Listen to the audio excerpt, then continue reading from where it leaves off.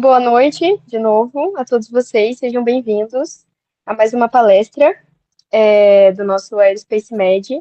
A gente queria agradecer primeiro à faculdade, ao CP, que tem permitido essa conferência acontecer, e também ao nosso patrocínio com a Sociedade Brasileira de Medicina Aeroespacial, porque é por conta dessa parceria que a gente pode assistir essas palestras e ter esses professores e doutores possibilitando essas palestras para a gente. Então, muito obrigada.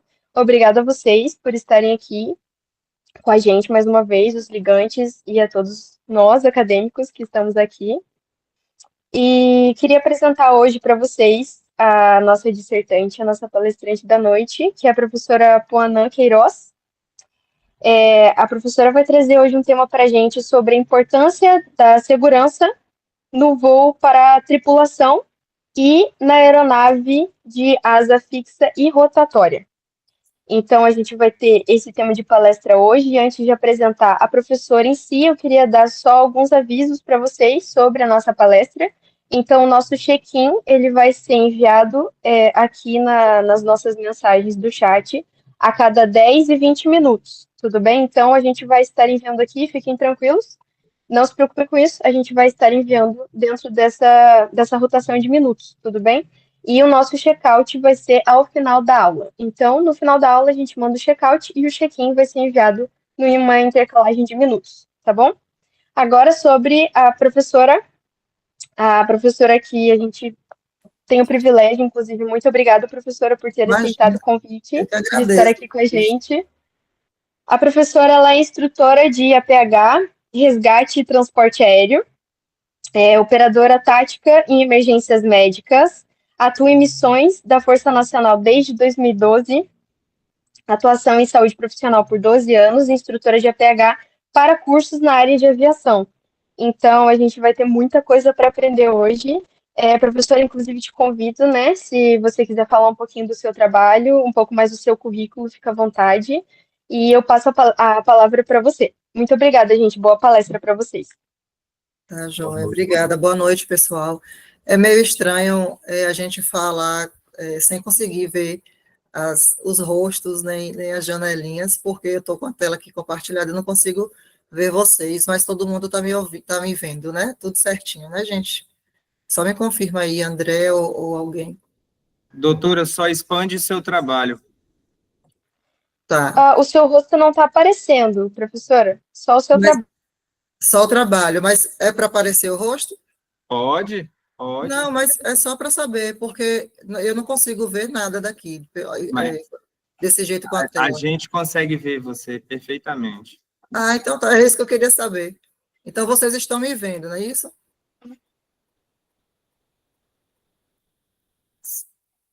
André? Oi, não, eu só tá tampada a sua tela. Mas é isso, vocês querem que deixe o slide assim ou vocês querem que apareçam o rosto? Ah, não. Então pode abrir, pode expandir o seu trabalho, doutor. Pode seguir. É porque a minha tela tá cheia, eu não Tá. consigo ver ninguém. Aí, pode, E pode seguir. pode seguir? E vocês Pode. também não estão conseguindo me ver, é isso? Isso. Mas aí fica a critério de vocês, tá? Qualquer coisa Depois, me. no final você abre sua câmera e a gente bate um papo. Ok. Nós temos, só para ter uma ideia, nós temos quantos ouvintes? Mais ou menos. 288. Ok. Então, pessoal, boa noite. Meu nome é Puanã.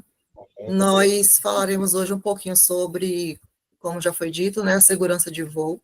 Nós vamos falar sobre essa segurança para tripulantes de asa fixa e de asa rotativa, né? Que a asa fixa é o avião e a asa rotativa o helicóptero.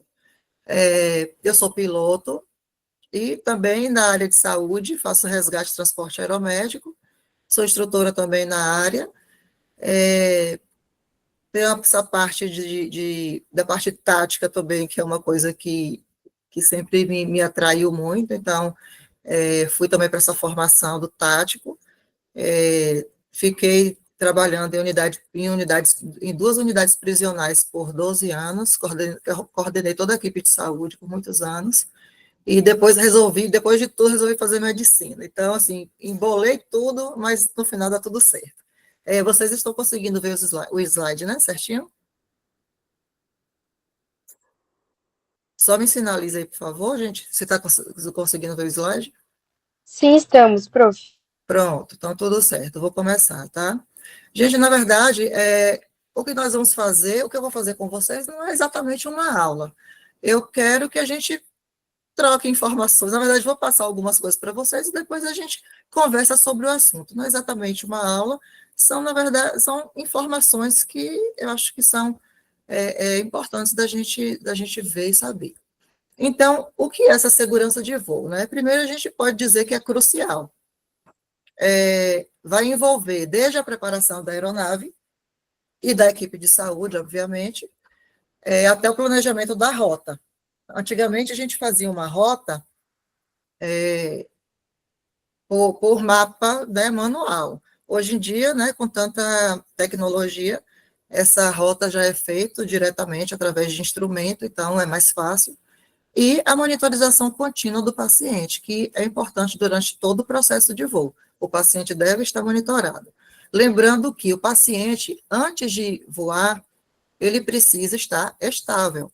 Se o paciente precisa ser entubado, se o paciente precisa de qualquer tipo de procedimento, é feito em solo, só depois do paciente estável é que acontece o voo. Se refere também às medidas e procedimentos implementados para garantir a segurança dos passageiros, tripulação e a aeronave durante o voo. Então, também é necessário estar em conformidade com a ANAC e dos respectivos conselhos, no caso do CRM para médico, né, o COREM para enfermeiro, que isso vai garantir a segurança do paciente e da equipe. Vou tomar uma água aqui. Isso quer dizer que precisa-se estar tudo ok, desde a aeronave até o conselho do tripulante, né, do médico e do enfermeiro, porque o voo seguro, ele envolve não só uma questão de estar lá voando, ele envolve do solo até o pouso. E alguns pontos importantes. Primeiro que as aeronaves elas devem ser homologadas. Isso significa que elas precisam de um registro, elas precisam de uma liberação, porque não é simplesmente ter uma aeronave e voar. Aquela aeronave precisa ter o que eu posso dizer para vocês, a grosso modo, dizendo um cadastro, para a gente saber que aquela aeronave existe. É como se fosse um documento de carro. Então, as aeronaves também precisam estar aptas na questão burocrática para poder voar. A gente precisa de uma equipe qualificada, que isso, pouca gente não, mas assim, muitas pessoas são desinformadas em relação a isso, porque para fazer aeromédico não significa simplesmente uma transferência rápida de um paciente, né? Esse paciente precisa, além de tudo, fora esse atendimento que ele vai precisar, ele precisa dessa equipe qualificada, porque o transporte em solo, uma ambulância, por exemplo, é totalmente diferente dos protocolos para quando está voando. Tudo muda. E eu vou, daqui para frente, mostrar a vocês um pouquinho do que se trata essa mudança. Então, não é só a rapidez de colocar um paciente no avião para poder chegar mais rápido em algum lugar. Isso não existe. Então, por isso que a equipe tem que ser qualificada. Através dessas qualificações é que a gente vai saber todos os pontos em que as patologias transportáveis e não transportáveis e tudo que é feito durante o transporte por conta da da pressão atmosférica, do ar atmosférico, altitude, tudo isso vai estar diretamente ligado às patologias dos pacientes.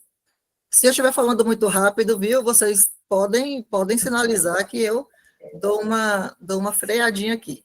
Doutora, você está passando os seus slides? Não está aparecendo, não? Não está aparecendo, está no primeiro ainda, no Não, segundo já passei uns slide. 3. Deixa eu voltar. Tá vendo aí, André? Não. Você quer que eu te envie e você passa para mim? Pode ser também. É porque não está apresentando, está só aparecendo na tela dela. Ah, tá, olha lá. Como é? Repete de novo, Flávio. É porque está Repete só o na quê? tela dela, mas não está apresentando, não iniciou a apresentação. Então, eu tiro da tela cheia aqui. É que não está apresentando o seu trabalho. Você está passando ele? Estou passando, assim, já passei uns 3 ou 4. Expande ele aí, Eu porque no que eu... tirei ele agora da tela cheia e coloquei aqui novamente. Apareceu? Agora está em tela cheia. Não foi? Deixa eu ver. Foi. Está dando para ver o slide? Não foi não, gente. Foi não. Aí, você quer que eu faça que eu envie para você? Você vai passando? Manda para mim aí, doutora, que aí Doutora, eu faço logo. é porque você colocou para apresentar a tela do slide. Coloca para apresentar a tela do computador, espelhar só. Naquela, Você tira, volta lá naquela setinha? isso. Naquela setinha, ó. Deixa de apresentar o slide, aí volta a apresentar, mas espelha a Então, eu tela. deixei. Tá aqui saindo tela sem... Tá travando aqui a setinha, gente. Só um minuto, viu? Coisas Manda do... um slide para mim, Poanã, que aí eu já mando aqui, é rápido. Olha,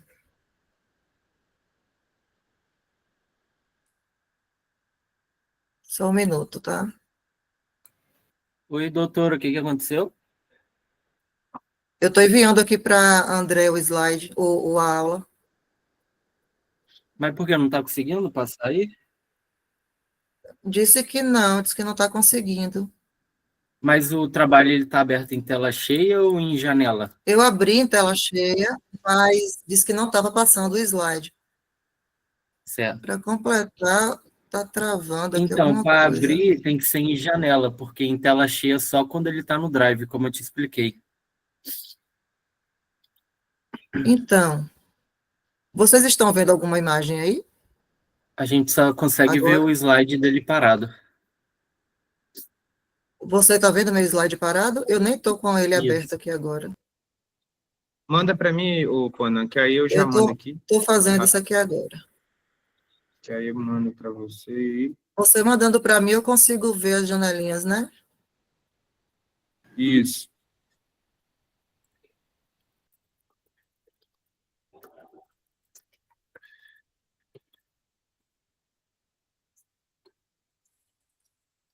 Tá indo, para completar ainda.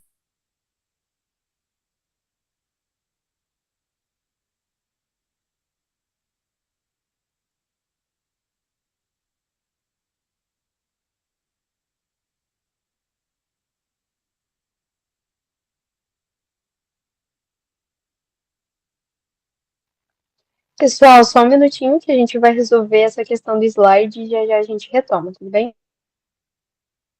Lembrando, pessoal, que o check-in vai ser enviado aqui no chat, tá bom? Não se preocupem, vai ser enviado a cada 10 e 20 minutos. Não se preocupem com o check-in. Ainda não enviamos nenhuma vez porque acabamos de iniciar a aula.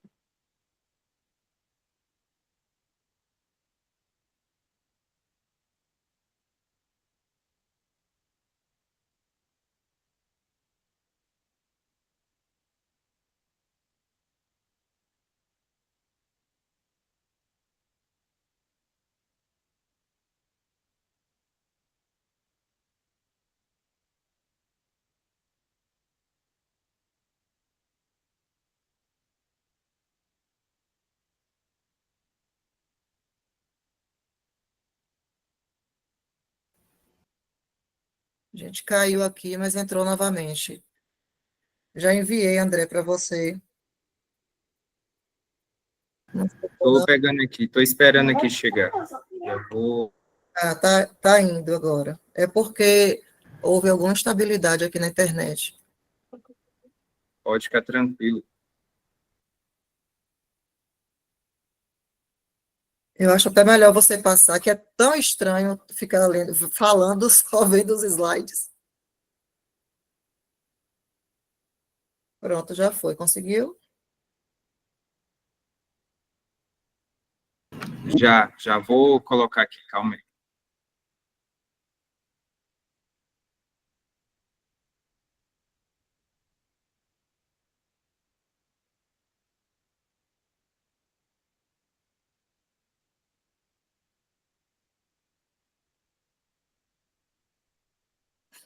Pessoal, mais um aviso: o check-in será enviado a cada 10 e 20 minutos para que seja fácil acesso a todos, mas você faz o check-in somente uma vez, tudo bem? A mesma coisa com o check-out. Vocês preferem que eu abra a câmera? Câmera é ótimo, a câmera. Pode Sim, ser, prof. Fica melhor. Fica estranho, né, a gente falar só olhando os slides. Tudo certo, André? Quase. Pode ir falando aí, pode ir conversando que eu já vou abrir. Vocês estavam me ouvindo quando eu estava passando os slides? Ou vocês não estavam ouvindo nem a mim, nem vendo os slides? Sim, ouvindo sim. Bem tranquilo. Então, tá. Como eu estava falando, a gente, infelizmente, ainda tem essa dificuldade diante de muitos profissionais. Eu recebo, inclusive, muitas perguntas. Como faz para poder fazer aeromédico? Como faz para... Eu falei, gente, faz faz o curso, faz a instrução, não tem para onde correr. E é muito diferente o transporte terrestre do transporte aéreo, muda muita coisa.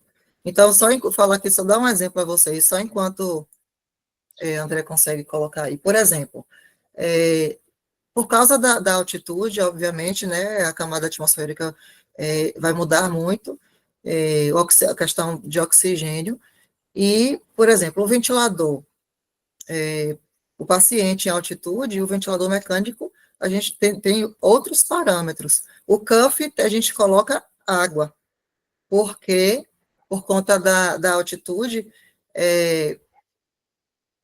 aparece, peraí, acho que não, essa internet hoje, acho que não está para, por conta da altitude, possa ser que haja, que se rompa o cuff quando ele tem ar. Então, normalmente se coloca a água, porque também o soro fisiológico não pode, porque ele pode cristalizar por conta da altitude. Então, quando chega em solo, é retirada a água e aí insufla novamente o cuff com ar. Então, assim, são particularidades que existem no aeromédico, que não é só você entrar e voar.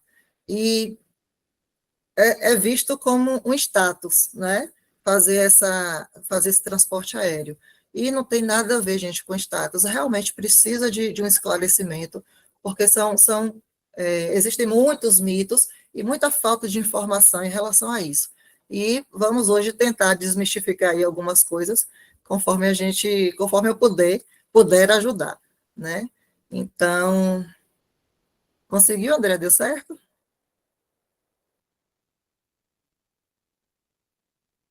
A gente já está fazendo Agora. envio.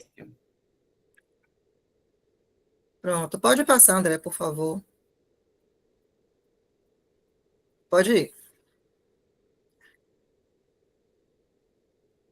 Pode voltar, por favor. Você foi demais, André. Aí, eu falei isso, pontos importantes. Eu parei aí, né, nas aeronaves homologadas. A equipe qualificada, né, que vocês já falei para vocês, porque quando a gente fala sem ver nenhuma tela, nem nada, a gente acha que não está falando para ninguém, que ninguém está ouvindo, né, mas vamos lá. O planejamento de rota, isso é mais para quem a parte de trás, né, da parte do aeromédico. Isso aí não vai entrar a parte do médico nem do enfermeiro.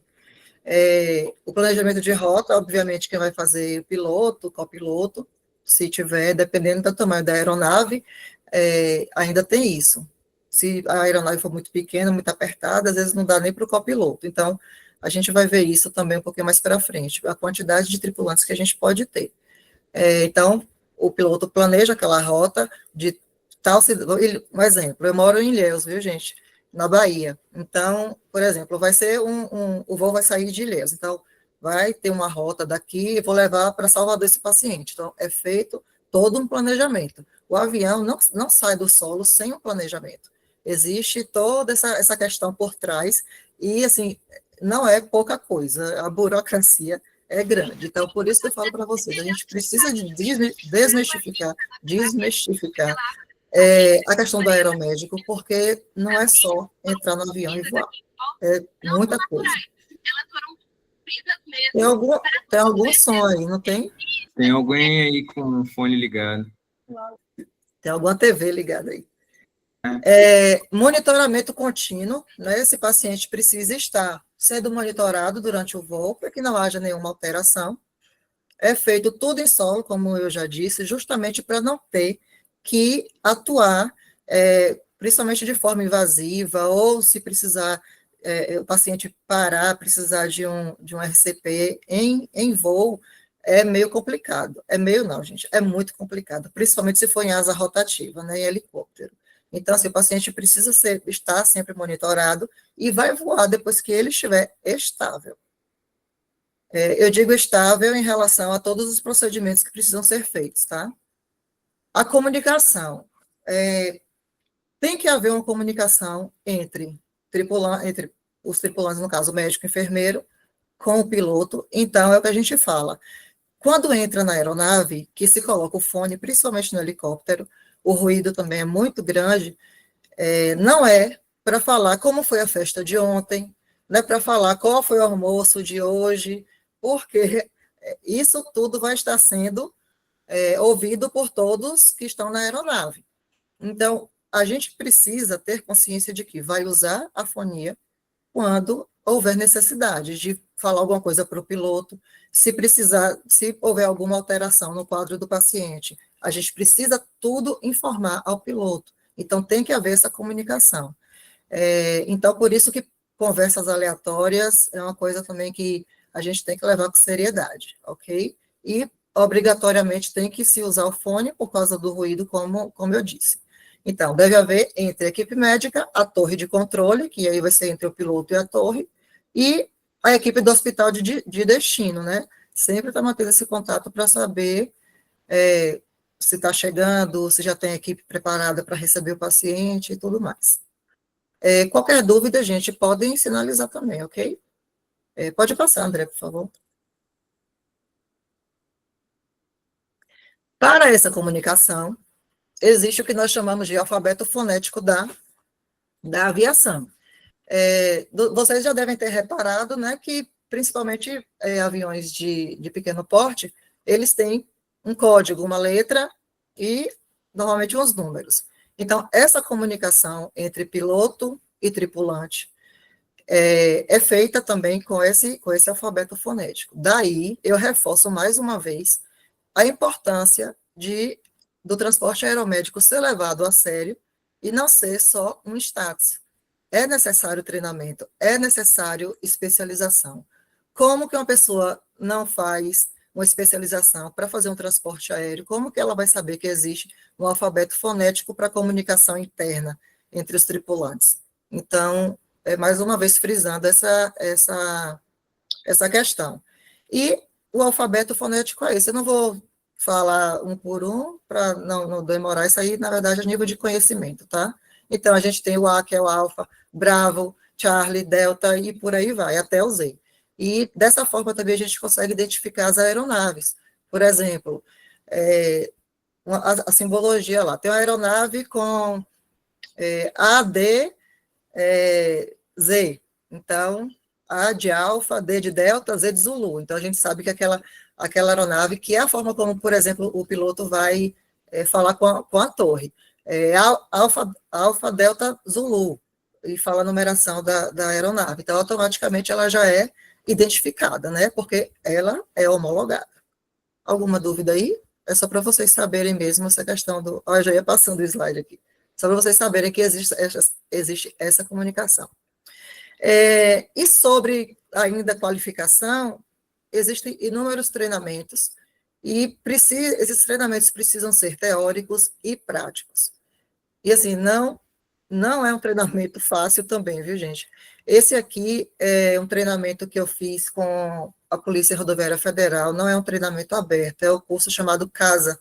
É uma semana de voo intenso, treinando todas as possibilidades possíveis. Então, assim, é um treinamento excelente. O que você dá da aeronave ao solo, que é chamado salto do gigante, que também precisa ser treinado, e aí o fiel te entrega o equipamento, a mochila de primeiros socorros, seja o que for, e aí você sai na direção certa. Deu mais ou menos para entender, embora o vídeo não tenha funcionado? Pode pular, pode passar, André, por favor. Perfeito. Pode ir. Ainda falando sobre treinamento, a parte de altura também está incluso nesses treinamentos, rapel da aeronave, a parte de água.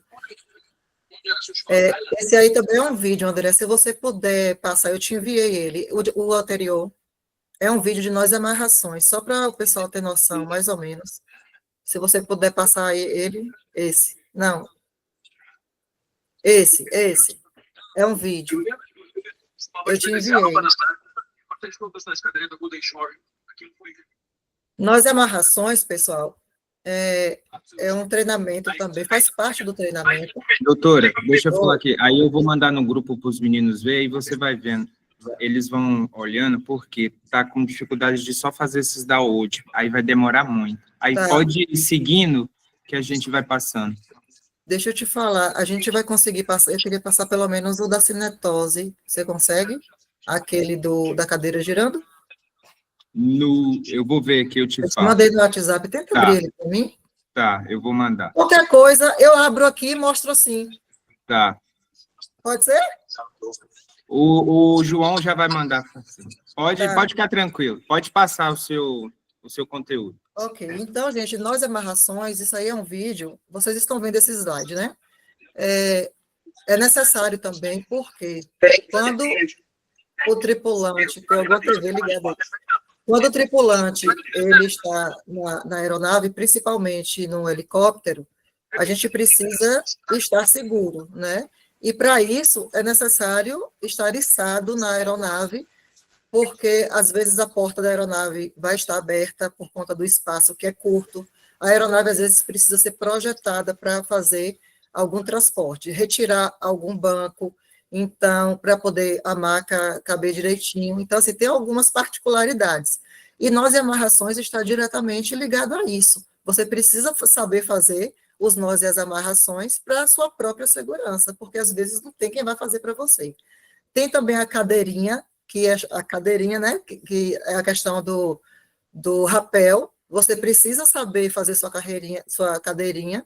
Então, se houver a necessidade de descer de rapel da aeronave por algum motivo, principalmente se for resgate, então a prática de nós amarrações é justamente para isso. Existem inúmeros nós e inúmeras amarrações, então também só em treinamento para a gente poder mostrar essa parte. Isso aí é só para demonstrar também a parte de altura.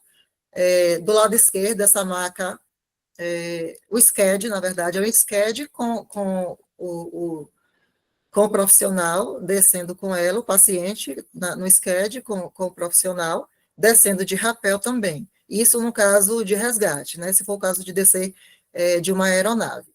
E do lado direito do slide é uma das práticas dos inúmeros treinamentos que existem, né? A gente passa por um perrengue bom. Então, é só para demonstração mesmo, para quem ainda não conhece a parte do transporte. Essa do lado esquerdo é uma aeronave, é um simulador, é uma aeronave em solo, ela está de bico, é um avião de pequeno porte, que normalmente são os utilizados no transporte aéreo. Ela está assim, de bico no chão, e, no caso, eu sou essa que está atrás, segurando a cabeça do paciente, e na frente está, assim, nessa simulação, o paciente iria ser entubado, e mesmo sentado, né, a gente estava fazendo essa prática. E depois de entubado aí, isso como se fosse um acidente, a gente retirava ele da aeronave, mas para vocês verem que são condições não típicas, né? São condições atípicas. E para isso, você entrar na aeronave com ela de bico no chão. Então, são particularidades também da parte aérea que as pessoas, às vezes, não conhecem e falam até besteira, né? Vamos convir que isso acontece. Essa parte do lado de cá é a parte tática, gente, porque não é nem do aéreo, isso aí é da parte de operação tática de emergências médicas. Demonstração ainda, né, ainda falando sobre treinamentos, isso é um simulador. Ele é um simulador, a pessoa, o aluno, nesse caso, né, tá fazendo a simulação, é o aluno, entra no simulador, ele é imerso completamente na água, e lá dentro, depois que emerge totalmente, você retira o cinto de segurança, abre a porta, como se estivesse abrindo a porta da aeronave, e sobe. Então, lá dentro, ainda ele faz um giro, porque esse giro desorienta. E, no real, acontece a mesma coisa. A desorientação acontece muito rápido. Então, esse simulador é justamente para você sentir essa desorientação e, de qualquer forma, tentar ainda sair da aeronave, que é retirando o cinto e abrindo a porta e conseguindo subir para a margem, conseguir tentar chegar até a margem, né, de onde for que esteja. Pode passar. Esse que eu gostaria que você tentasse para mim, André. Teria como o André ou alguém, seria importante. Peraí, Eu doutor, posso deixa eu mostrar já aqui no mandar. celular também, pode ser, eu acho que dá certo. Eu vou jogar também no grupo deles, aí eles vão entender um pouco das Eu noções. posso colocar aqui no Pode, celular? pode. Gente, isso aqui, vou mostrar a vocês aqui na câmera. É um efeito que a gente chama de efeito cinetose. Esse efeito cinetose é uma condição que, fisiologicamente, o corpo humano sente com algumas manobras, digamos assim, das aeronaves. A asa fixa, ela consegue dar um pouco menos desse efeito, mas a asa rotativa é exatamente esse efeito aí de desorientação, de tontura, de mal-estar, de vertigem. Então, esse é o efeito da cinetose. E essa cadeira aí é justamente para simular o que uma pessoa sente quando a aeronave faz movimentos bruscos, né? E por conta do ar, por conta, na verdade, do vento, que o vento está totalmente ligado à questão da aeronave, e quando está muito, esse efeito da cinetose realmente ele é danado, ele pega. Deixa eu mostrar para vocês aqui. Espera aí. Acabei de jogar no grupo lá para eles.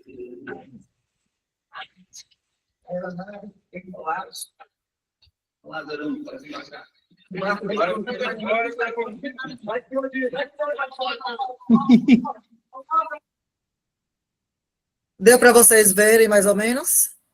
Então, faz o giro, depois a pessoa levanta e vai cumprir alguma tarefa, tipo, qualquer atividade na instrução.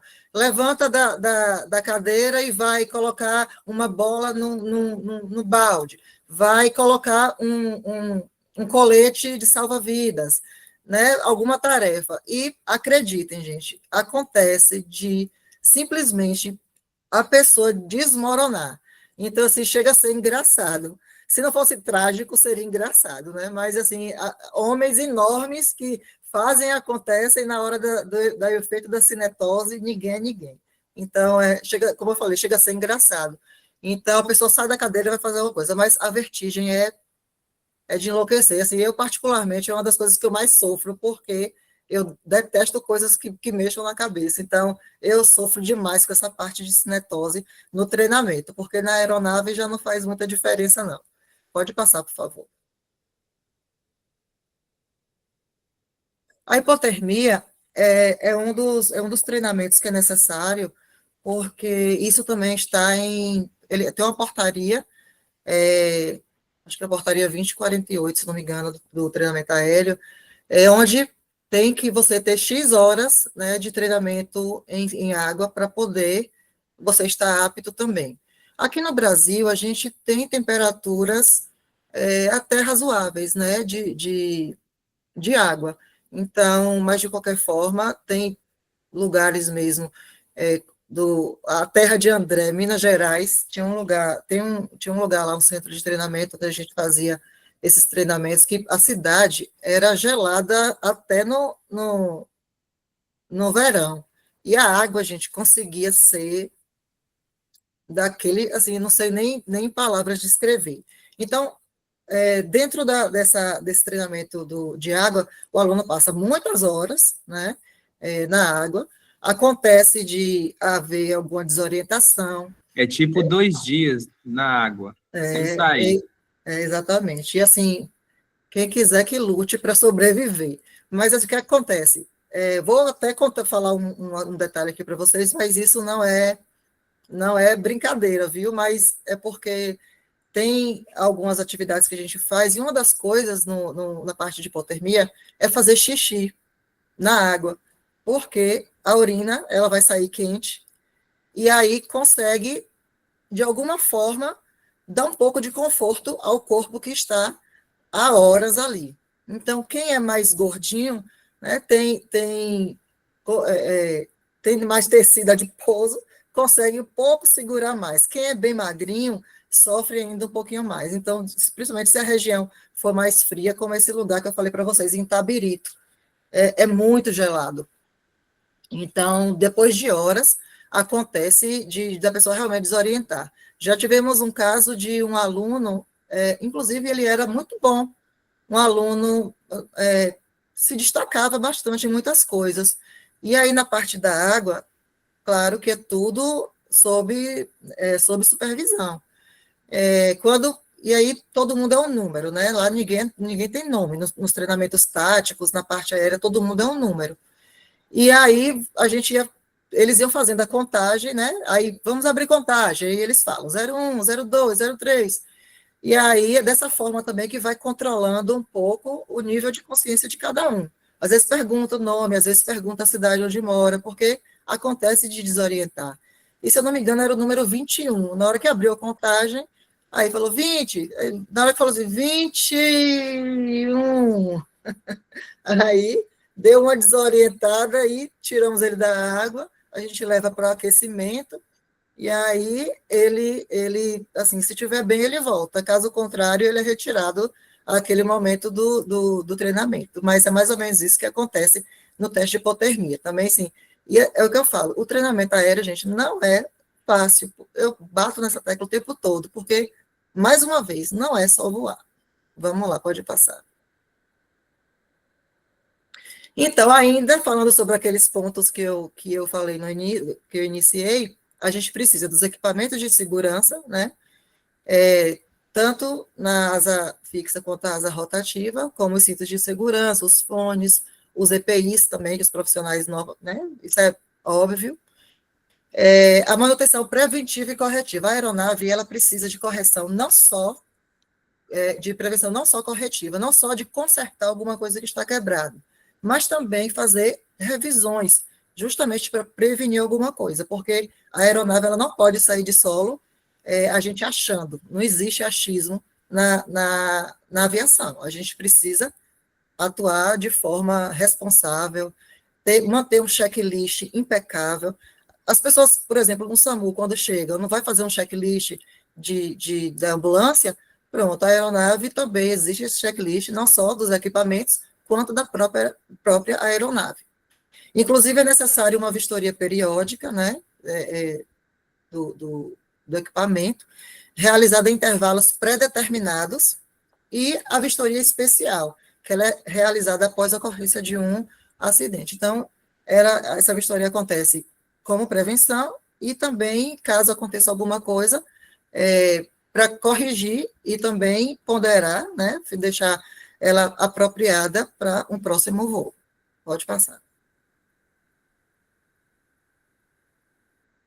As condições climáticas, que estão diretamente ligadas, né, à questão da aeronave, principalmente o vento. O vento muda muito, rota, muda muito. A questão da cinetose, gente, com vento, vocês vão sentir, quem for aí para essa área, vocês vão sentir que está diretamente. Eu fui para uma missão da Força Nacional há pouco tempo, no território dos Yanomamis. Eu até coloquei um vídeo aqui falando sobre isso. Lá só chega, nesse território onde eu fui, só chega de avião de pequeno porte ou de helicóptero, de carro sem chance. Passei 15 dias no meio da floresta amazônica, no meio do nada. Mas tudo bem, missão é missão, né? E eu faço missão desde 2012, é uma coisa que particularmente, eu gosto muito. Na verdade, vocês viram, né, que é missão, é presídio, é aviação, então o negócio aqui é meio bagunçado. Mas é só para dizer a vocês sobre a questão climática, porque na ida estava um vento, volta um pouquinho, estava um vento terrível, e a aeronave balançava, gente, de uma forma. E o pessoal da minha equipe que estava na aeronave grudava no banco do avião. A gente foi a gente foi num Cessna. O Cessna é um tipo de avião de pequeno porte. E assim, um avião, em relação a outros, é até um avião grande. Além da nossa bagagem, tinha umas 6 pessoas, mais os pilotos. E aí estava ventando demais. O avião balançava de um jeito, aí teve reza, teve grudado no coisa, teve suor, teve tudo que vocês imaginavam. Mas, gente, eu ria. Pô, não, e o que está acontecendo? E perguntava para mim. Eu falei, meu filho, o piloto está lá, não sou eu não. Não, pô, não, e por que está balançando desse jeito? Eu falei, minha gente, eu não aguentava, eu só ria. Eu vou dizer a vocês por que eu só ria aqui agora à frente. Mas balançava muito. E isso realmente, para quem não tem o conhecimento da parte de aviação, ou que não faz o aeromédico, realmente passa por esses apertos, mas vocês vão ver que nem tudo é tão perigoso, é mais o susto. Então, as condições climáticas, como chuva, a baixa visibilidade, principalmente, gente, se não for voo por instrumento, como, por exemplo, o helicóptero, voo totalmente visual. O helicóptero não tem instrumento para poder dizer o que está à frente, qual a nuvem, qual não sei o quê, não tem. O helicóptero é essa visão aqui que o piloto tem. Então, daqui para trás, é o que a gente chama de fiel, né? O tripulante que está atrás que pode dar uma orientação. Mas a visão do piloto é essa aqui, né? Do helicóptero. Então, o que for visível é o que está valendo ali. Se é uma parte que ele vai entrar em alguma coisa que não tem a visibilidade, isso vai totalmente, como eu falei para vocês, a parte de desorientação acontece muito rápido. Então, nem cogita entrar numa situação dessas. O vento, a formação de gelo na aeronave, que acontece muito. A formação de gelo, isso normalmente é em voos mais comerciais, que a altitude é muito maior. E lá em cima são graus negativos, né? Então, por isso que é essa formação de gelo. E acontece isso também em aeronaves de pequeno porte, que é um pequeno equipamento que tem fora do avião, que é chamado de pitô. E aí, às vezes, quando pousa o avião, a gente percebe que tem um gelinho ali, então faz a limpeza e tudo, mas é só para vocês saberem que tudo interfere na questão do voo. Pode passar. Então, turbulência é aquela questão, né? Eis a questão. Derruba a aeronave, a turbulência. Só levantem, assim, a gente vai discutir isso depois. Só levantem as mãozinhas aí. Quem acha que derruba? Vixe, um monte, hein? Tá vendo? Eu imaginei. Isso aí, conforme esperado. Então, eis a questão. Vamos lá, pode passar, por favor, André. Pode passar. Então, gente, não. Turbulência não derruba a aeronave. E ainda uma brincadeirinha, digamos assim. Só derruba bolsa, comida, comissário, piloto, ele derruba.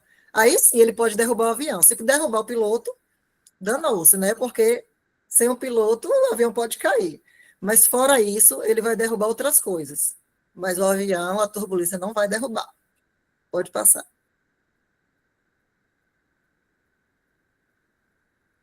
Então, resumindo, essa questão da turbulência, ela é causada por alterações no ar atmosférico, que se forma através de uma aeronave quando se move através do ar, causando essas sacudidas. Então, essa mudança, essa questão que é climática, dá essa sacudida na aeronave. E a aeronave, ela é projetada, ela tem estrutura para suportar essa turbulência, para suportar essas alterações de movimentos do ar. Os pilotos são treinados também para lidar com essas situações. Pode falar, pode passar. Então, finalizando, né? Finalizando a turbulência, viu? Não a palestra. Se a turbulência for muito severa, ela pode causar perda de controle do helicóptero. No caso, o avião ele é mais estruturado para essa questão da turbulência. O helicóptero pode passar por turbulência tranquilamente também? Pode, mas pode ser um pouco também mais perigoso. A maioria deles é projetada para lidar com a turbulência, como eu falei, mas nesse caso, moderada, né? Uma turbulência mais severa é mais perigoso para o helicóptero. Para o avião, pode acontecer de sacudir muito, mas já a estrutura já é outra. Não derruba avião, tá? Depende também do modelo do helicóptero. A gente tem alguns modelos, por exemplo, a gente tem o Esquilo, que é uma aeronave maior, tem o Robson 44, que já é uma aeronave menor, que para a gente fazer o transporte aeromédico precisa fazer retirada de banco e tudo mais por conta da estrutura dela, que tem que fazer algumas modificações. Acontece também de ser retirada a porta, o banco, vai a maca, em direção vertical na aeronave, e a gente vai do lado de fora no esqui, em pé do lado de fora, só içado na aeronave. É tipo MacGyver, mas é um transporte que acontece, e é massa fazer, viu?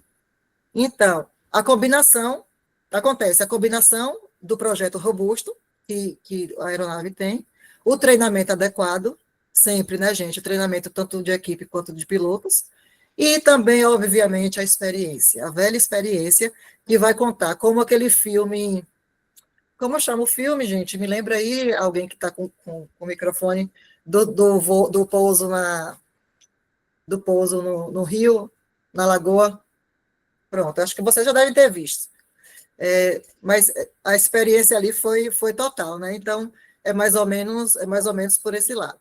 Pode pular. Esse vídeo, André, volta aí um pouquinho. Esse vídeo externo é aquele que eu te falei que eu te enviei, que você Eu disse. já mandei no grupo deles. Então Aqui a você gente não pode... consegue passar, não, né? Não, A gente vê. não. Ô, gente, é um vídeo falando, é só esclarecendo, é um piloto esclarecendo essa parte da turbulência. Inclusive, tem uma imagem que é bem insana da turbulência. O passageiro foi parar no maleiro do avião. Então, o que acontece? Qual a importância? O que você precisa saber ao passar por uma turbulência?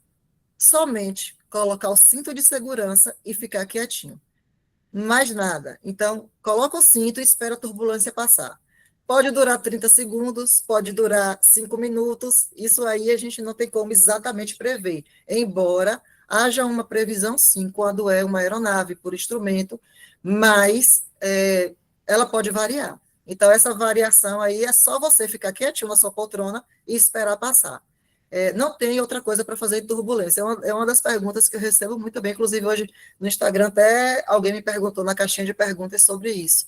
Então, realmente, para quem é tripulante ou passageiro, é apertar os cintos e nada mais.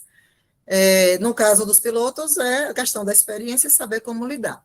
Então, não tem nada de muita novidade nisso. E, no caso do cinto de segurança, é porque, dependendo da turbulência, ela pode ser leve, moderada ou desculpa, gente, esqueci a palavra.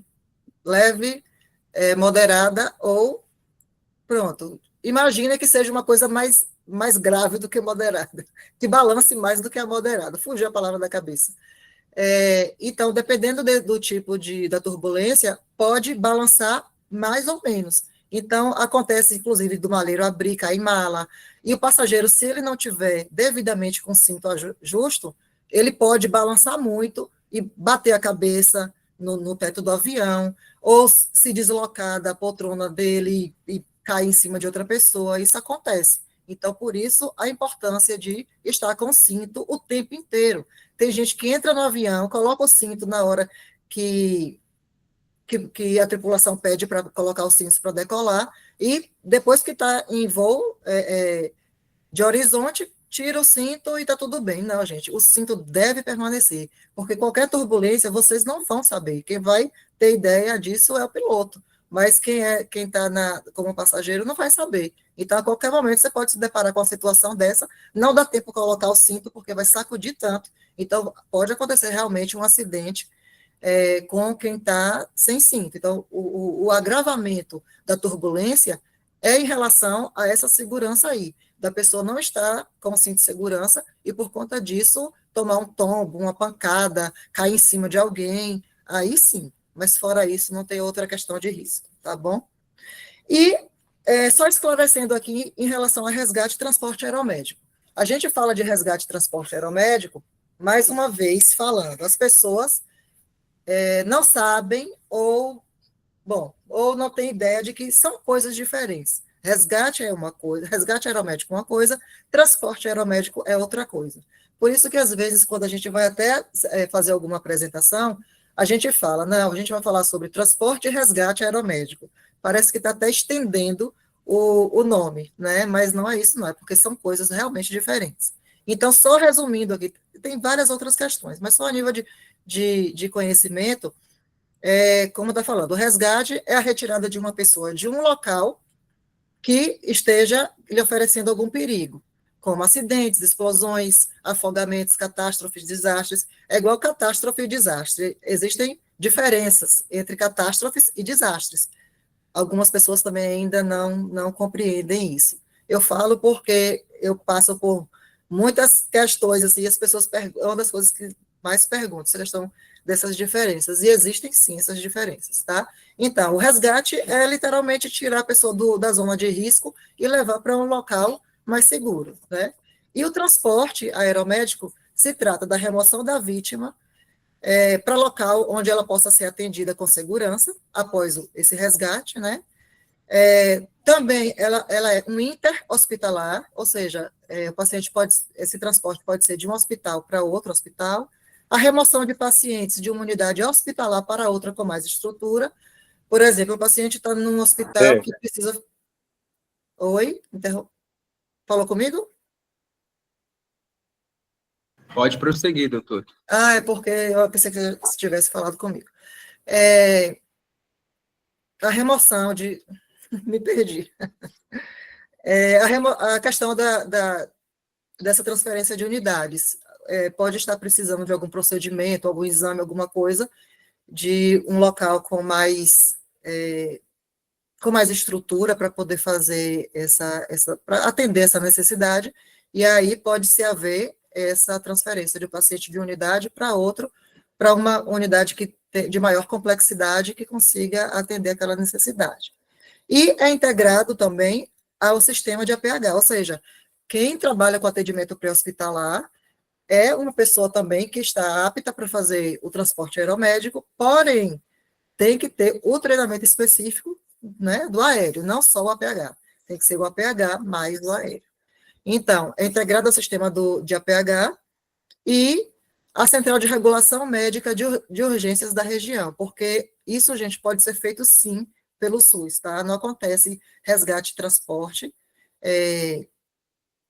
particular somente. Acontece, sim, entra para a regulação, da mesma forma que acontece com o transporte terrestre, vai para a regulação, quando aquela vaga é liberada, existem empresas que já ficam lá, empresas que são vinculadas aos sistemas de cada região, ao sistema do SUS de cada região, né, que cada um vai ter um nome.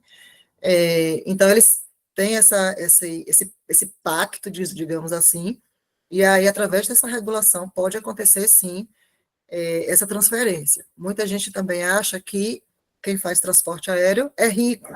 Não é, gente, acontece também pelo SUS. Então, como eu falei, entra para a regulação e pode sim acontecer a qualquer momento a liberação dessa vaga e acontecer essa transferência. As empresas ficam com a aeronave e com a equipe disponível 24 horas por dia, como plantonistas mesmo, para poder, assim que sair a vaga, assim que sair liberação da regulação, imediatamente fazer o transporte. Pode passar.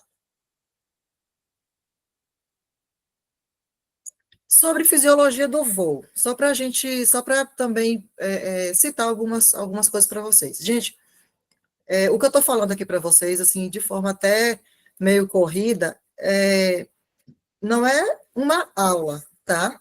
Eu estou colocando para vocês alguns pontos importantes, que, ao meu ver, são importantes, para quem faz ou para quem pretende fazer alguma coisa da área. Então, não é a nível mesmo de conhecimento, não é uma aula, tá? Então, assim, tem muitas informações ainda que a gente poderia ser específico, mas aí seria uma aula bem específica. No geral, desse jeito, a gente não tem como citar tudo, falar sobre tudo, então a gente vai pontuando alguns itens e esclarecendo um pouquinho, tá? É só para esclarecer isso aí. A gente está esclarecendo somente alguns pontos, não é uma aula específica sobre nenhum assunto do aeromédico, tá bom? Então, a gente precisa entender como o corpo humano reage às condições do voo. Como eu disse para vocês, em terra, em solo, é uma coisa. Lá no ar, é diferente. Podem ocorrer alterações fisiológicas, como a menor pressão atmosférica reduz o oxigênio no sangue. Vai causar uma hipóxia leve. Tem até um vídeo, André, que a gente precisa passar. Tontura, cansaço. Pode haver edema nas extremidades devido à circulação reduzida. A aeronave subiu. Quanto mais ela sobe, menos oxigênio nós vamos ter. Então, por isso que acontecem essas questões fisiológicas, tá? Então, se mexe diretamente na fisiologia, se mexe diretamente na diminuição do oxigênio do corpo humano, como a gente não ter particularidades nesses procedimentos? Entendem por que eu falei isso há um pouco atrás? Então, não é conversa fiada, não é nada disso. Uma pessoa que não tem conhecimento na área do transporte aéreo pode matar o paciente, pode derrubar uma aeronave, então, assim, por conta de falta de conhecimento, acreditem. E caso haja uma queda de avião, a força da queda é intensa e pode reduzir o fluxo sanguíneo ao cérebro, levando perda da consciência. Não é uma coisa cientificamente comprovada, porque não tem como comprovar isso que eu vou citar para vocês.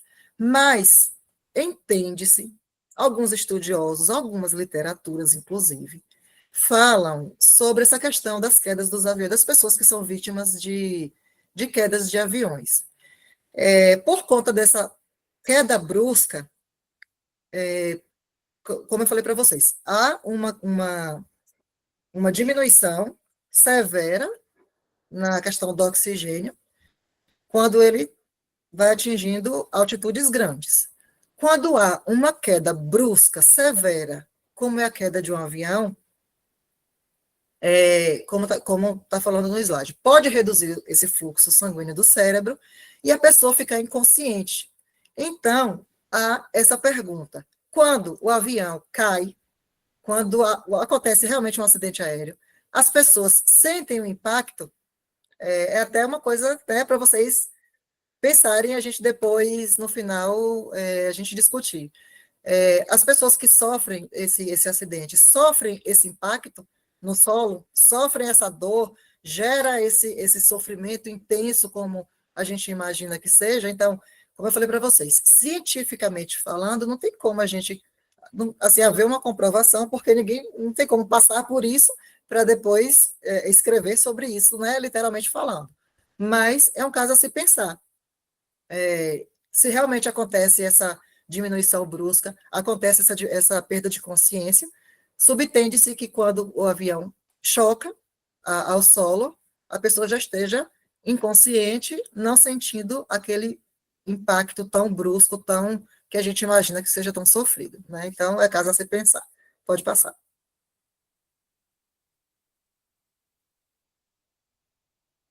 Ô, André, eu preciso tanto desse vídeo.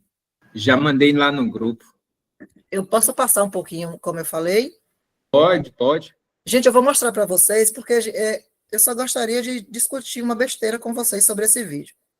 Depois vocês vão ver com calma. Esse vídeo mostra diretamente. Esse vídeo, é porque eu estou pegando aqui, tá? Esse vídeo mostra diretamente o que o que acontece quando vai tendo altitude. Quanto maior a altitude, como eu falei, menos oxigênio. E aí, ele causa essa desorientação que eu já citei para vocês. Essa desorientação é o que mostra esse vídeo. Espera aí, gente, só um minuto, deixa eu só achar ele aqui. Essa desorientação, vocês vão ver como mexe diretamente no cognitivo, em tudo se falando. Eu te mandei ele, André? Eu acho que esse vídeo não veio, não, André. Não veio, não. Vocês me dão 10 segundos só para eu achá-lo? Pode. Ele é interessante porque, é o que eu falei para vocês, se não for trágico, gente, chega a ser engraçado, porque para vocês verem como a pessoa vai perdendo o nível de consciência e, assim, como vai alterando. Não, nem estou achando aqui, que droga. Só um segundo, gente, deixa eu só dar uma passadinha aqui rapidinho, para vocês, para a gente ter certeza aqui que não está. Qualquer coisa do Ponan, você manda para mim, eu mando no grupo aí, ele Tá, já eu tem te relação. mando. É porque eu queria só fazer um comentário Pode. eu queria fazer um comentário com vocês sobre esse vídeo, mas mostrando. Engraçado que, para mim, eu testei todos os vídeos e estavam todos passando normalmente. Aqui ele, desse jeito, não foi. Mas tudo bem, o André passa para vocês, gente, mas eu só queria comentar isso. E, assim, se vocês... Não sei se é possível, eu gostaria de ter um feedback de quem viu esse vídeo para... Eita! Um feedback de quem viu esse vídeo para poder depois vocês me dizerem. Eu nem sei onde achá-lo aqui. Se eu colocar no meu computador aqui, eu consigo, André? Não, né? Não. É melhor. Depois eu mando para Tá, eles. depois a gente. Eu Tá, faço uma vamos lá, pode referência passar. para eles. Esse vídeo, gente, então, é sobre isso, tá? Sobre a hipóxia e como vai perdendo o nível de consciência, como que as pessoas vão reagindo perdendo a consciência dessa forma. Então, para a gente ainda falar sobre essa questão de oxigênio, a gente precisa saber o que é uma cabine pressurizada de uma cabine não pressurizada. Imagino que todo mundo já tenha ouvido falar desse termo, né? Então, a principal diferença, Flávio disse que sim, a principal diferença é a pressão do ar dentro da cabine. Então, a pressurizada, a pressão interna da cabine é mantida a um nível semelhante ao da atmosfera, a cerca de 8.000 pés de altura. O sistema de pressurização ele é automático nesse caso dessas aeronaves, viu, gente? E ajusta a pressão interna de acordo também com a altitude. Ou seja, os aviões, assim, os pressurizados normalmente são os voos comerciais, que voam numa altitude bem maior, então não tem como essa cabine não ser pressurizada, porque se o ar vai ficando mais rarefeito, o corpo humano vai precisar desse ar para poder manter a oxigenação. Então, a cabine pressurizada é justamente para manter esse nível de oxigênio suficiente para o corpo humano, resumidamente falando, tá? Por isso que é tudo vedado, tudo fechadinho, não pode haver janela trincada, quebrada, nem nada do tipo, porque senão a pressurização do ar não vai haver e a pessoa, assim, vai ter uma hipóxia e provavelmente chegar a um óbito, né? Permite que os aviões voem a altitudes mais elevadas, como eu falei, e a pressurização também controla a ventilação e o aquecimento da cabine. Então, essa pressurização nessas aeronaves, elas já são automáticas, mas elas também podem ser reguladas conforme a altitude delas. Pode passar. A não pressurizada. A pressão do ar da cabine não é mantida em um nível adequado para o conforto humano, né? Então, normalmente são aviões de menores portes e helicópteros. Helicóptero, né, visivelmente você sabe que ele não é pressurizado porque não tem nenhuma aeronave que precise ter aquela vedação. Até porque o helicóptero, ele não atinge a mesma altitude de alguns aviões. A despressurização é o risco de queda na pressão do ar dentro da cabine. Pode ocorrer por falhas ou alterações da estrutura da aeronave, como ruptura de uma janela ou porta. É o que eu falei para vocês, sobre as rupturas. Então, quanto mais alto o avião voar, mais necessário é uma cabine pressurizada. Aviões de pequeno porte e helicópteros não têm necessidade de ser pressurizado por conta da altitude, que é bem menor. Então, ficou entendido isso, né? Pode ir. Pode passar.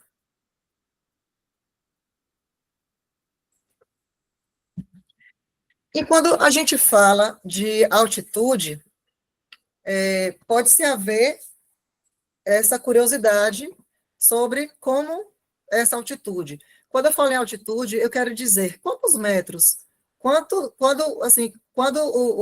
o piloto, quando você é passageiro, o piloto fala tantos mil pés, aí vocês vão entender agora por quê. Então, existe às vezes a curiosidade, ou não, né? Mas eu preciso passar isso para vocês.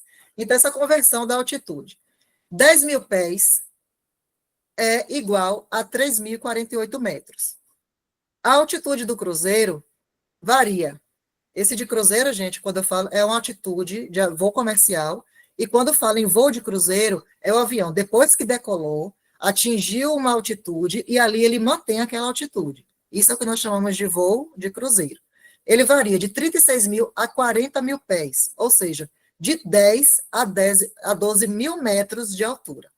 Então, assim, por curiosidade, vocês já mataram aí qual a quantidade de pés, o que significa o pés convertido, né, em altura, em metros. A altitude do voo varia de acordo com o tipo de aeronave e o objetivo da viagem também. Claro que eu falei para vocês, voos comerciais vão fazer vão ter uma altitude, um voo de cruzeiro muito maior, que varia, gente, lá, dependendo do voo, dependendo da altitude, até menos 40 graus. Então, para vocês verem como é diferente, e assim, às vezes a gente não tem noção do que está acontecendo lá fora, né? Às vezes tem aquela imagem bonita do sol, das nuvens, não sabe que ali está 30, 20 graus negativos. A expressão 10 mil pés indica que a aeronave atingiu uma altitude de 3.048 metros. Então, a altitude, ela tem, em relação à altitude, ela tem 3.048 metros, como eu falei para vocês, no caso dos 10 mil pés, que é um termo muito utilizado para quem está em voo comercial, normalmente ouve-se muito o comandante falar, né? Então, durante a subida e também durante a descida. É um aviso para a tripulação, sinalizando que a aeronave passou pela fase crítica e que eles podem retomar as atividades a bordo. Então, quando ele informa, tripulantes, estamos a 10 mil pés, ele informa que está numa altitude de segurança e que pode haver, por exemplo, o serviço de bordo, o passageiro ir ao sanitário, levantar para pegar alguma coisa na bagagem. Então, é uma altitude segura para isso, ou seja, é uma altitude que ele já passou da fase crítica, que é a fase crítica do voo, gente, é a decolagem e o pouso. Lá em cruzeiro, é tranquilo. Então, passou pela fase crítica da decolagem, passou pela fase crítica do pouso, pronto, o restante é tranquilo. Então, passou por essas duas fases, lá em cima, a 10 mil pés, por exemplo, mantém todo o andamento normalmente, né, da tripulação dentro da aeronave. Hoje, já ia passando o slide aqui, pode ir. Pode passar, André, por favor. Outra coisa, isso também seria, gente, um tema para uma aula só, mas é só também para a gente, para comentar com vocês que o voo, o transporte aeromédico, ele não é só colocar um paciente dentro do avião e fazer com que ele chegue rápido a uma unidade de maior complexo, que vai conseguir suprir a necessidade daquele paciente. Então, isso também é sobre segurança. Na verdade, tudo que eu falei aqui para vocês é sobre segurança de voo. Como foi proposto, né, o tema o tema da palestra. Tudo que a gente falou é sobre segurança de voo. Inclusive, um paciente que vai no transporte aeromédico é sobre segurança de voo. Então, a gente viu pressurização, que é segurança de voo, a gente viu que existe como a parte do pairado do helicóptero, e tudo mais que a gente falou sobre a segurança de voo, sobre a equipe bem treinada, a gente falou sobre a segurança de voo, sobre a comunicação que precisa haver. Então, tudo, gente, que eu falei é sobre segurança de voo, não especificamente somente transporte aéreo. Eu citei os transportes aéreos para falar sobre a segurança de voo. Então, uma coisa não sempre está ligada à outra. Então, por isso que a gente foi falando sobre esses detalhes a mais. Mas é o que eu falei para vocês agora. Não é só colocar o paciente no avião, porque existem contraindicações. E, para saber essas contraindicações, a equipe precisa estar, mais uma vez, treinada. Então, se existe uma palavra-chave para a gente falar sobre transporte aeromédico e segurança de voo, a palavra-chave é treinamento. Não existe, só porque é da área de saúde, fazer um transporte aéreo, isso não condiz com as normas, não condiz com a realidade. Como eu falei, repito, os protocolos são diferentes, um transporte terrestre é extremamente diferente de um transporte aéreo, por todas as questões que nós já falamos. Então, existem as contraindicações, problemas cardiovasculares, problemas intestinais, problemas oculares, são inúmeros, gente. Então, assim, questões AVC e outras coisas precisam ser analisadas antes.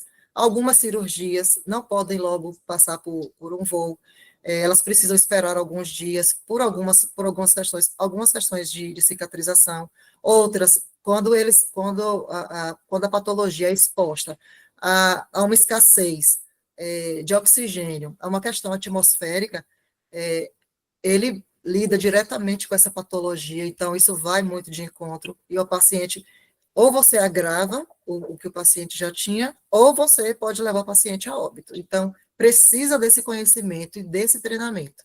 Não tem para onde correr. Transporte aéreo, para a segurança do paciente e da aeronave, tem que ter. Por exemplo, um paciente psiquiátrico é uma segurança de voo? Extremamente. Um paciente psiquiátrico, ele não pode ir dentro da aeronave, pelo menos acordado, né? Ele, no mínimo, teria que estar muito bem sedado, porque ele pode levar, sim, uma aeronave para o chão. Então, é uma contraindicação total. Então, isso eu não falo nem de outras patologias. Já é uma coisa bem... O paciente psiquiátrico surta lá, pegou no manche, pegou não sei o quê, deu um tapa que ele der no piloto, meu filho, já desestabiliza tudo.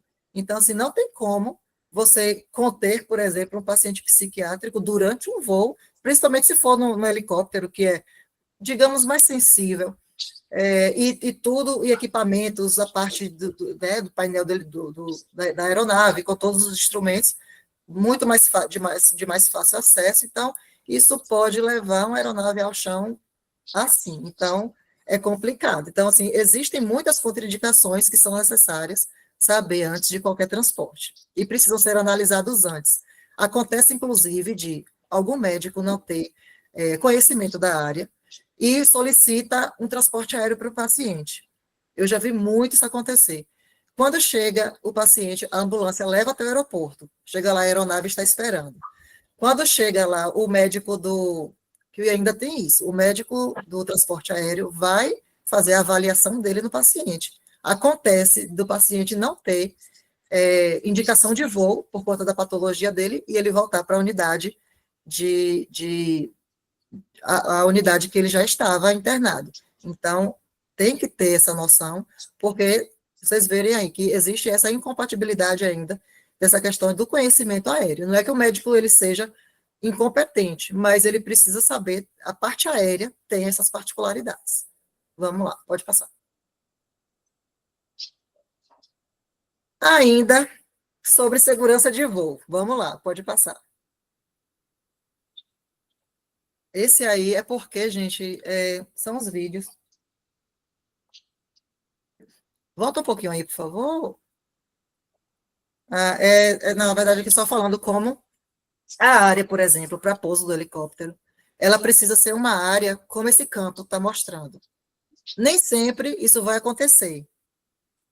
Eu fiz um transporte aéreo uma vez, um paciente ficou grave, e aí a gente precisou levar ele de helicóptero para uma unidade hospitalar.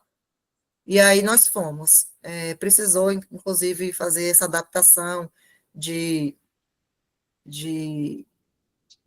bancos, tirar e tudo mais, para poder colocar a maca certinho. O paciente foi sedado, e qual é o cuidado que a gente tem em relação a isso? Ele já foi entubado e sedado. O paciente, é o que a gente fala, brigava com o tubo. Então, o que é que eu fiz? Eu já levei as medicações, né, as sedações, todas identificadas, já diluídas, tudo certinho, porque caso houvesse necessidade, imediatamente a gente já faria essa sedação, ou faria medicação, ou o que fosse necessário ali, para esse paciente não acordar agitado e nem ter problema, porque, como eu falei para vocês, isso dá problema. O paciente não pode, uma coisa que não pode acontecer é paciente agitado na aeronave. Então, a gente saiu desse lugar, estava um sol tranquilo de helicóptero, né? O helicóptero, como eu falei para vocês, ele precisa ter uma visibilidade boa. Inclusive, foi aqui para Ilhéus, não sei se vocês, quem está assistindo aí, conhece Ilhéus, mas a gente tem, uma cidade litorânea do sul da Bahia, muito bonita, por sinal. E aí nós viemos com esse paciente. Quando foi chegando, se aproximando, começou a chover. E aí foi o tempo ficando, né, mais feio, as nuvens mais carregadas, e aí eu fiquei assim, a língua coçava, mas é igual aquela história, gente, a gente não vai se meter. Eu não estava ali como piloto, eu estava ali como tripulante, fazendo o meu papel com o meu paciente. Então, não faz sentido, né? E aí, a gente andou mais um pouquinho, o tempo só fechando. Eu falei, tá lasqueira. Aí eu ainda falei, brincando, falei, comando na fonia, viu, gente? Por isso que eu falo a importância de não ficar falando potoca, desculpe a palavra, na fonia, porque a gente tem que falar o que é necessário. Eu falei, comando, tá ficando feio o tempo, hein? Falei em tom de brincadeira. Ele falou, tá ficando mesmo, mas eu vou sobrevoar a parte de areia. A gente estava passando, como eu falei para vocês, a cidade litorânea aqui, e são quase 100 quilômetros de litoral. Eu vou sobrevoar a praia, né, a parte de areia. Qualquer coisa a gente pousa na praia. Eu falei, beleza.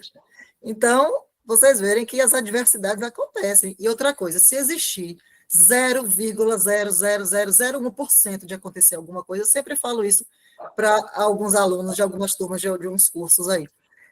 Se houver a mínima possibilidade de acontecer alguma coisa, em algum momento pode acontecer. Então, a gente tem que estar preparado para esse 0,0001. A gente não pode contar com simplesmente a sorte. A gente precisa ter preparação para esse 0,1.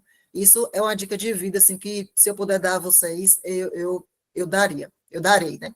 Então, assim, só voltando aqui rapidinho, a gente precisa de uma área de pouso. Esse voo que eu falei para vocês, ele pousaria na areia da praia, se precisasse, né? Mas acontece de não ter um lugar viável para alguma aeronave pousar, principalmente se for de asa fixa.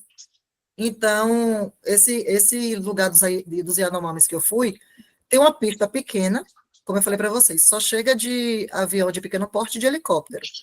A pista de voo de lá é uma pista cheia de buracos, ou seja, é uma pista propícia para um voo?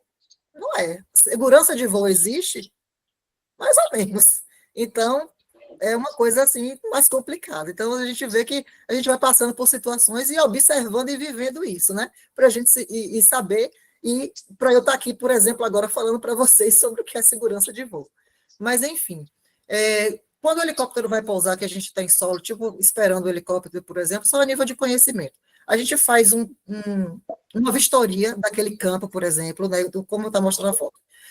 Se tem alguma coisa solta, se tem madeira solta, se tem plástico, se tem qualquer objeto, se tem latinha, qualquer coisa que esteja no chão, que possa ser que ele interfira quando a rotatividade, gente, é a milhões, né, por hora.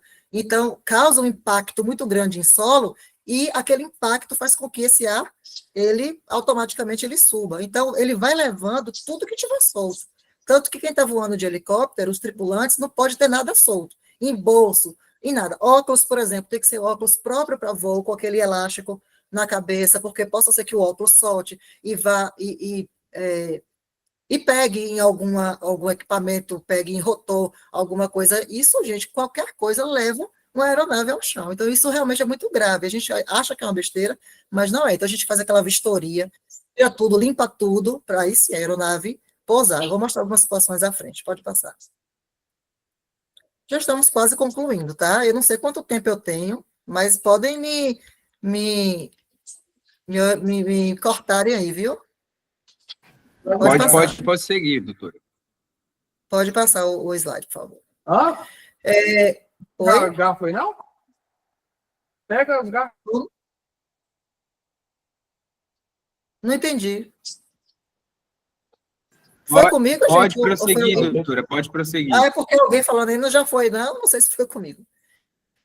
Isso aqui, gente, é só para sinalizar para vocês sobre segurança de voo. Isso aqui é importantíssimo. Mais uma vez, citando o exemplo dos Yanomamis, gente, eu cito os exemplos, às vezes talvez fique até chato, mas é porque, talvez, exemplificando com a vivência, a gente consiga entender melhor e ficando até um pouco menos chato, né? Mas vamos lá. Nos Yanomamis, os Yanomamis, eles não falam nossa língua, né? E aí eu aprendi a falar o básico necessário, e quando era uma coisa assim muito mais extensa, a gente tinha um indígena lá que não pode falar mais índio, tá? É indígena. Mudou isso aí. Mas, enfim, tinha um indígena lá que fazia essas traduções quando eram mais complexas. Mas o básico necessário eu já estava conseguindo. O helicóptero lá é chamado de buruburu. Então, quando o buruburu vai chegando, e assim, eles são tão familiarizados com o helicóptero, gente, porque lá não tem outro meio de chegar, como eu falei. É avião ou helicóptero. E o helicóptero chega por minuto. É o tempo inteiro, o dia inteiro, o helicóptero pousando, levando e trazendo paciente, levando e trazendo paciente indígena. Então, esse buruburu pousa tanto. Então, assim, para eles, é mais familiar para eles, lá no meio da floresta amazônica, do que para muitos que moram em lugares bem civilizados. Porque, como não tem outro meio, é o que eles conhecem. Então, segurança de voo para isso lá é zero. É tanto que eu fui em missão pela Força Nacional e a coordenação, o que a gente chama de ponto focal dessa missão, me pediu para dar um treinamento aéreo para a equipe de saúde que é fixo lá, que trabalham, tipo, 30 dias lá e folgam 30 dias, vão para casa durante 30 dias, ou trabalham 15 lá, porque lá não tem como ficar saindo e voltando toda hora. Trabalham 15 e voltam 15. O médico que estava lá fixo, ele ficava 30 na aldeia e 30 em casa. Então, tem esses detalhes ainda. Então, esse buruburu chega todo o tempo. Só que quando chega, é assim o tempo inteiro. Eles veem o helicóptero o tempo todo, mas ainda assim, quando chega, quando pousa, eles correm para cima do helicóptero toda vez. Então, assim, eu comecei a perceber o tanto que aquilo, gente, o risco que é pousar naquele ambiente toda hora, o risco que é pousar naqueles indígenas que ficam ali ao redor a todo momento. Então, assim, segurança de voo é meio complicado lá. Então, a gente teve esse momento, eu fiz até uma simulação com eles, coloquei as cadeiras como se fosse realmente um simulador de embarque e desembarque. Gente, o treinamento de embarque e desembarque para segurança de voo é fundamental. Então, essas áreas de perigo, próximo ao helicóptero, por exemplo. A gente tem esse rotor. Se eu não consigo sinalizar aqui, vocês verem, né, André? Por isso que a aula online é um negócio danado. Não é bom a gente tipo isso. Mostra tudo. Onde está escrito aí, por exemplo, o rotor principal é o que a gente chama dessa hélice, né? Essa hélice é o que a gente chama de rotor principal, que gira a milhões por hora, que é o que causa esse impacto de ar no solo, que eu falei para vocês. Essas laterais, onde está aproximar por aqui, é por onde nós, tripulantes, vocês, tripulantes, vão entrar sempre da frente até a lateral, sempre frente e lateral da aeronave. Vocês nunca vão do meio para trás da aeronave. Jamais. É uma coisa extremamente proibida. Proibida. Não tem aquela placa de sinalização que é proibido parar e estacionar. Às vezes é só parar, né? Às vezes é só estacionar. Tem aquela que é parar e estacionar. Essa aí é tipo aquela e um pouco mais. De nunca, gente, ir da porta traseira para trás da aeronave. Isso pode, inclusive, decapitar uma pessoa facilmente. E o impacto do ar também é muito grande, fazendo com que outras coisas aconteçam e aconteçam assim, acidentes graves realmente em contato com a hélice, com o rotor de cauda. O rotor de cauda é um lugar proibido na aeronave. É um lugar que vocês podem esquecer. Então, vocês vão sempre entrar pela lateral da aeronave e esquecer que existe esse rotor de cauda, porque é extremamente perigoso. Então, vocês vão se aproximar dessa forma pelas laterais, e aqui, como está falando, o rotor principal, o rotor de cauda, que é aquele que fica girando na cauda, a área de perigo, que é entre essa porta traseira e o rotor de cauda, e vocês sempre pela lateral. Pode passar. Essa aproximação é o que a gente chama de baixar silhueta. Baixa a silhueta, ou seja, agacha um pouco e, nessa direção que eu mostrei a vocês no slide anterior, agacha um pouco e vai em direção à porta. E aí, pode entrar. Entrou, colocou o cinto, colocou fonia, pronto, você está apto para voar, se isso não for com o paciente, viu? Que antes você tem que preparar seu paciente. Mas a questão da segurança, da entrada e da saída do voo, gente, é essa aí. Baixou silhueta, ou seja, agachou um pouco, e aí você vai de encontro à porta da aeronave e entra. Pode passar.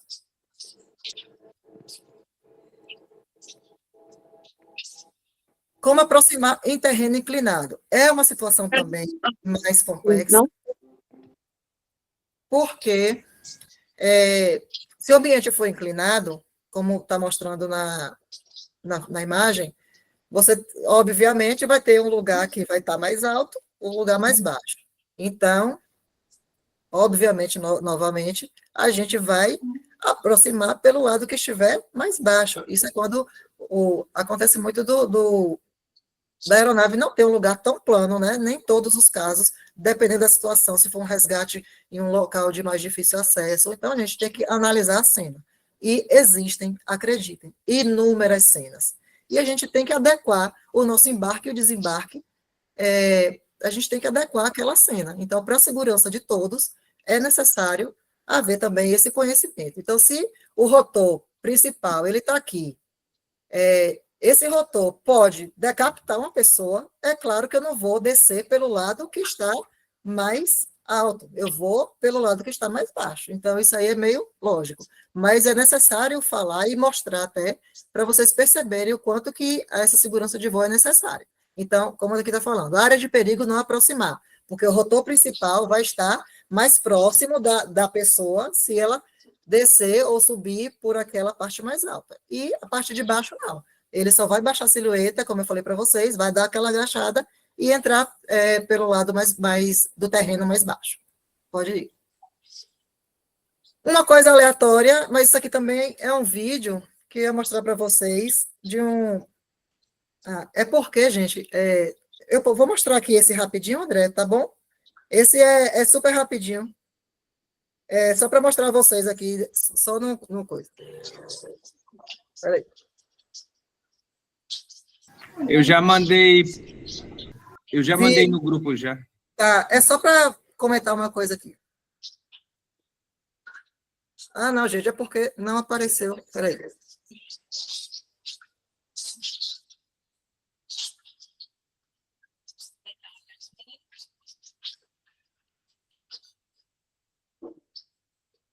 É só para mostrar a vocês aqui. Só mostrei minha bota e uma parte do uniforme, porque a gente não pode expor algumas coisas de territórios, umas questões da Força Nacional mesmo, que é irrelevante a gente falar disso aqui agora. Isso aqui eu estava indo levar um paciente indígena para fazer um transporte para a capital, porque estava precisando de um suporte maior. E aí, de onde a gente ficava, de onde tem essa área que faz os atendimentos, a forma de transporte é através de um quadriciclo. Então, a gente montou no quadriciclo, o paciente, a gente vai numa carrocinha que é conectada ao quadriciclo, tipo aquelas carrocinhas de levar bagagem mesmo, coloca um colchão, aí, nesse caso, foi a mãe e um curumim, como eles chamam, né, que lá não são filhos, são curumins. A mãe e o curumim estava precisando de um suporte de oxigênio e tal, ele já tinha 2 dias lá, a gente ia precisar de ter um suporte maior de oxigênio para não faltar para outros pacientes, então a gente precisou transferir. E aí o avião já estava esperando, essa é a pista que eu falei para vocês, vocês viram aí que está meio remendada e tem alguns buracos, e a forma que a gente tem de levar o paciente até o avião, até a pista, é pelo quadriciclo. Então, meu filho, nem sempre o negócio é fácil, não, mas vamos levar. Pode passar. Pode voltar um pouquinho. Pode deixar esse aí. Isso aqui, gente, é também uma brincadeira, mas uma brincadeira falando a verdade, sobre o iFood chegando.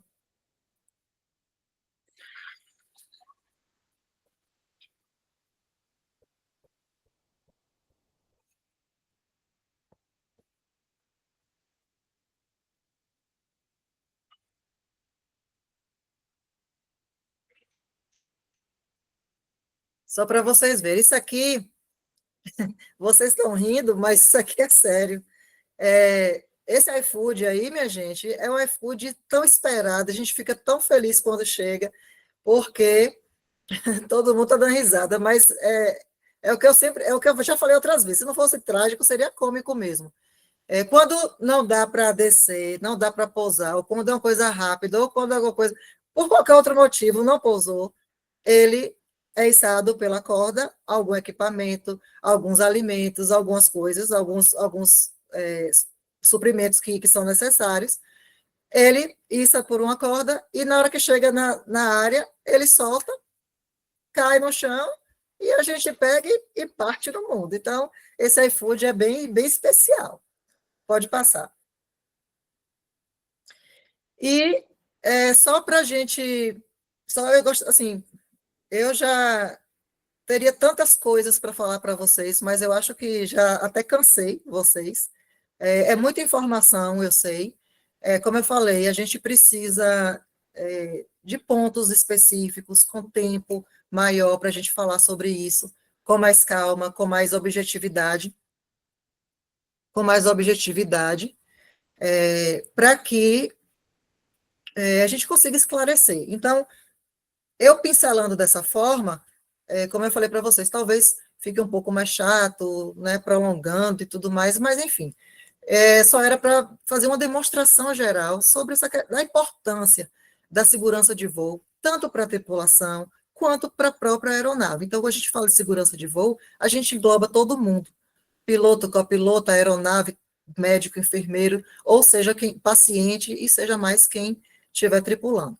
Então, só uma reflexão para a vida, para a profissão, eu gostaria de deixar aqui nesse finalzinho, que é justamente ainda falando sobre a aviação. Tem uma história que fala de um piloto que pegou uma aeronave de pequeno porte para poder fazer um voo. E ele decolou e subiu tranquilamente, o voo passou, né, pela decolagem, ele pegou seu voo de cruzeiro e continuou para o destino.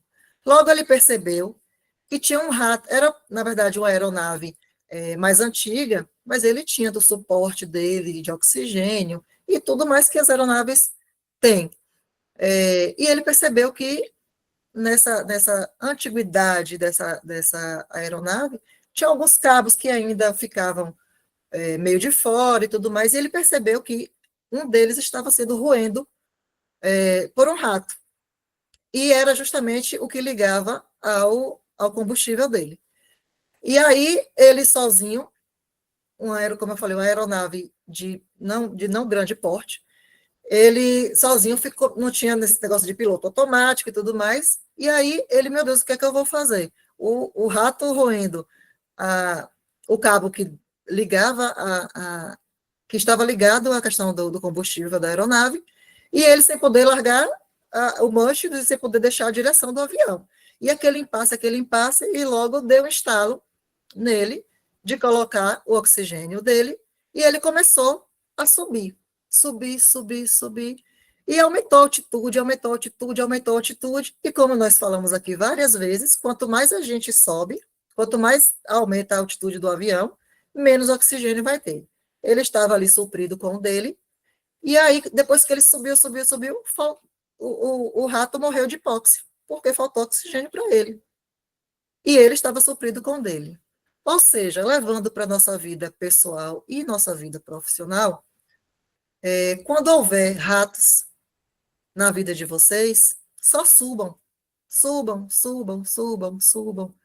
Esteja suprido com seu oxigênio e deixem que os ratos morram sem oxigênio, mas você vai continuar subindo. Então, fazer que nem aquela história. Isso não é somente sobre aviões, tá bom? Eu acho que ainda tem algum slide aí para frente. Por favor, André. Esse eu vou mostrar a vocês. Tipo, para a gente finalizar. É como se a gente estivesse finalizando aqui um treinamento de resgate. Eu mandei para eles lá no grupo. Esse daí foi um curso em 2021, galera. Foi lá em Rio de Janeiro, onde teve a parte prática, na Lagoa Rodrigo de Freitas. Eu acho muito legal esse vídeo, porque foi finalizando o treinamento no comando, no comando de terra, a aeronave vai embora. Eu acho que... Passa aí, André, por favor. Sua foto. Eu quero agradecer, né, gente, pela atenção. E vamos agora ver um pouco. Passa aí, André, por favor. Essa daqui. E aí, se tiver alguma pergunta e eu puder Pessoal, ajudar... quem tiver pergunta, pode levantar a mão. E aí a gente vai chamando o nome para a professora Esse responder. embaixo é meu Instagram, Puanã Queiroz. Se alguém, né, quiser falar alguma coisa, alguma dúvida, alguma informação que eu puder ajudar, podem mandar pelo Instagram.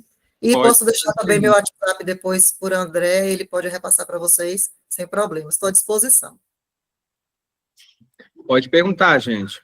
Agora a gente está finalizando, as perguntas estão abertas. Só resumindo aí, todo o apoio que a Puanã deu sobre relação a esse tipo de tema, é o que ela mesma falou, a aeronave, tanto da parte rotativa e asa fixa, que é avião e helicóptero, não é carro. Então, temos um protocolo de todos os profissionais, seja parte militar ou civil, seja na parte comercial e na parte privada, tem um protocolo para entrar dentro de um helicóptero, dentro de um avião, seja com paciente, seja sem paciente. Então, não é um carro, não é um caminhão, entendeu? Então, esse protocolo é bem visto, porque não adianta a gente falar que o orelha seca vai errar lá e vai causar um acidente, e isso causa uma complicação, e é sempre assim, a gente passa... A peste bubônica, não é nem orelha seca, tem as pestes bubônicas que é difícil lidar, mas a gente vai levando. São os ratos que estão matando. Ano passado, você viu que teve uma crescente muito em acidentes aéreos, e vocês vão ter com o Coronel Teixeira, que é outro tipo de segurança de voo. Então, vocês já estão aprendendo aqui, o máximo que tem, o que a gente estuda é o segurança de voo. A gente não estuda outra matéria, porque é o que mais acontece acidente, porque os profissionais são dispersos. Então, isso daqui é um cuidado primordial para vocês que estão entrando agora. Tem alguém aí para fazer pergunta? Pode perguntar.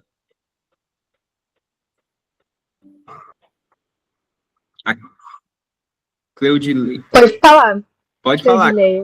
Boa noite, doutora. Boa noite. Muito boa sua palestra, adorei. Obrigada. Ô, gente, eu consigo ver a tela agora do pessoal? Consigo, André. Ai, Pronto, gente, melhorou. Parece que eu estava aqui falando sozinho o tempo todo. agora. Agora sim.